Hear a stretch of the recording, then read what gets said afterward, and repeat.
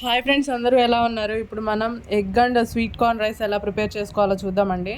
ఒక బౌల్లో sweet corn గింజల్ని బాగా క్లీన్ చేసుకొని వాటర్లో క్లీన్ చేసుకొని దాంట్లో కొంచెం సాల్ట్ వేసుకొని వాటర్ పోసుకొని ఒక 10 మినిట్స్ ఉడికించుకోవాలండి. స్వీట్ కార్న్ ఉడికే వరకు ఒక కొంచెం సాల్ట్ అవి మునిగే వరకు వాటర్ పోసుకొని ఉడికించుకోవాలి. ఈలోపు 2 ఆనియన్స్, 1 పచ్చిమిర్చి, చిన్న అల్లం, ఒక 4-5 చిన్నులపాయ రెబ్బలు తీసి పక్కన పెట్టుకోవాలండి.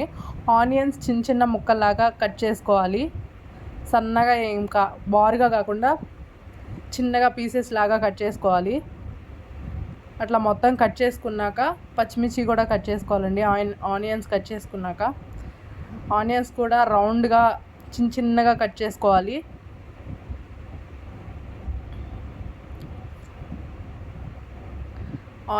పచ్చిమిర్చి ఆనియన్స్ కూడా కట్ చేసుకొని పక్కకు పెట్టుకొని ఇప్పుడు అల్లం చిన్నులపాయని పేస్ట్ చేసుకోవాలండి.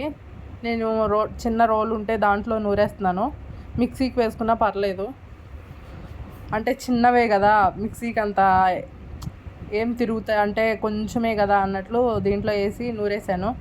కొంచెం అట్లా ముద్దలాగా నూరుకోవాలండి.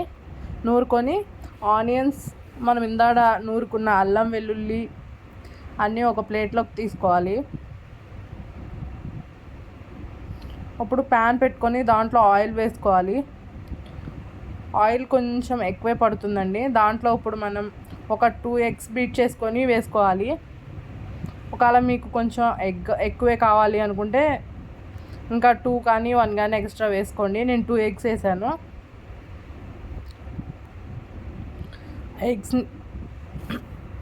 ఎగ్స్ని మ్యాష్ చేసుకోవాలండి. అట్లా మ్యాష్ చేసుకున్నాక దాంట్లో కొంచెం ఉప్పు వేసుకొని ఫ్రై చేసుకోవాలి.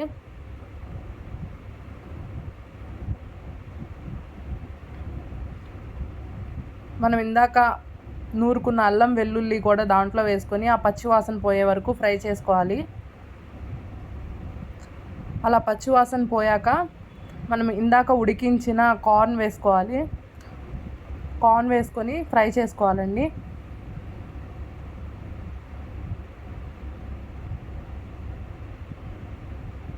ఒక 5 మినిట్స్ అలా స్లో ఫ్లేమ్లో అట్లా ఫ్రై చేసుకోవాలి. ఫ్రై అయ్యాక ఇప్పుడు మనం పసుపు,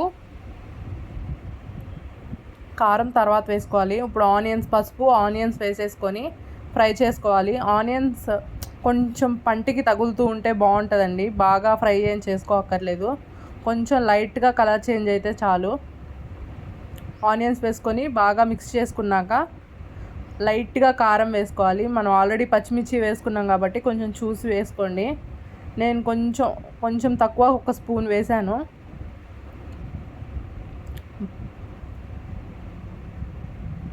బాగా మిక్స్ చేసుకోవాలి. మిక్స్ చేసుకొని ఒక 5 మినిట్స్ అలా ఫ్రై చేసుకున్న తర్వాత మనం ఉడికించిన రైస్ ఉంటుంది కదా, దాంట్లో వేసుకొని మనకు ఎంత కావాలంటే అంత క్వాంటిటీకి తగ్గట్టు వేసుకొని దాంట్లో మిక్స్ చేసుకోవాలి.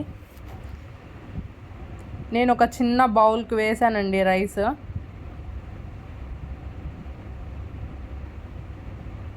బాగా మిక్స్ చేసుకొని ఫ్రై చేసుకోవాలి.